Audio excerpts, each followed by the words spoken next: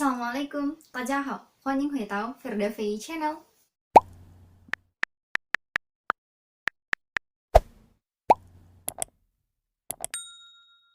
Aku buat video ini karena ada beberapa pertanyaan dari teman-teman yang daftar beasiswa CSC tahun ini.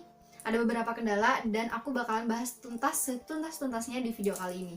So, pastikan buat kalian yang penasaran, pastikan jangan di skip videonya, tonton sampai habis. Dan buat teman-teman yang baru gabung di video aku, yang baru nonton video aku, jangan lupa di subscribe, di like, dan di share juga ya ke teman-teman kalian video ini. Nah, aku buat video ini karena aku nggak mau lagi nanti di 2022 dan seterusnya teman-teman, adik-adik yang mau daftar CSC bakalan bingung dan masalahnya ini lagi gitu. Nah, makanya aku buat video ini biar kalian bisa paham dan nggak ada problem lagi yang sama di tahun-tahun berikutnya. Jadi tuh kemarin ada beberapa pertanyaan kayak, Kak, kok aku pilih Kwangsi University tapi nggak bisa pilih jurusan ini ya? Padahal pas waktu aku lihat di websitenya Kwangsi University itu ada gitu. Ada jurusan ini, tapi kenapa pas waktu aku mau daftar CSC jurusan ini nggak bisa dipilih? Nah, alasan yang pertama adalah nggak semua jurusan yang ada di websitenya kampus itu khusus untuk anak S1. Nggak apa-apa anak S1 daftar juga, nggak ada. Nggak bisa kayak gitu.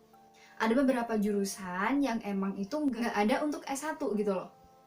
Jurusan itu hanya khusus untuk anak S2 atau S3 aja gitu. Sama, anak S2 juga kayak gitu.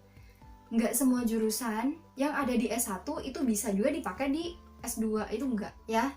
Jadi yang harus kalian mengerti itu nggak semua jurusan itu bisa untuk anak S1, untuk anak S2, enggak.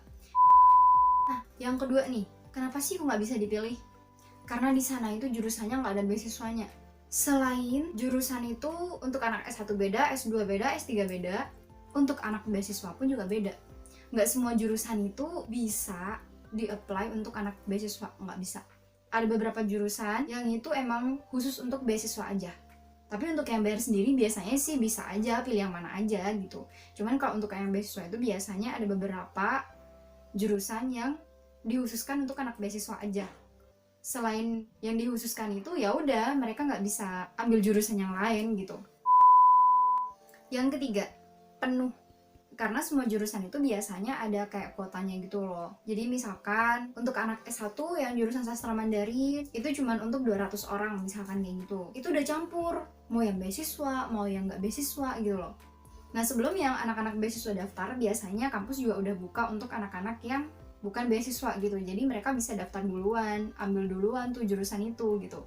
Ya yang kalian tahu aja gitu, yang bukan beasiswa biasanya mereka ya 99% pasti bakal diterima lah, pasti bakal lolos lah gitu. Apalagi yang nggak ada tes-tesannya gitu, nggak ada wawancara, nggak ada apa gitu kan, ya mereka bisa masuk aja gitu kan.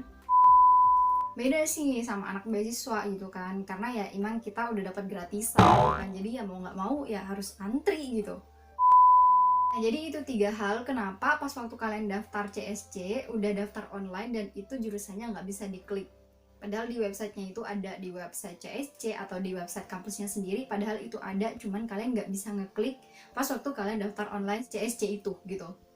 Dan untuk generasi-generasi selanjutnya, kalian yang semangat daftar beasiswa, beasiswa itu banyak jalurnya, semua banyak jalannya, yang penting kalian usaha, berdoa, dan pastinya semangat.